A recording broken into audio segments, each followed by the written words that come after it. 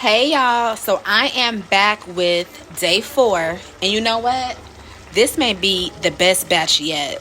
So this is actually the third batch because the first batch I had to throw it out. It was pretty gross. The second batch I pretty much ate that Friday, Saturday, and Sunday. Today is Monday, and this batch is smelling and looking even better. So, as they say, third time's the charm. So, I have up until Friday to keep this diet going, and I'm kind of excited to try it this time. Same deal. This time I use the red bell peppers instead of the green. What else? I did remember to do the onion mix in here.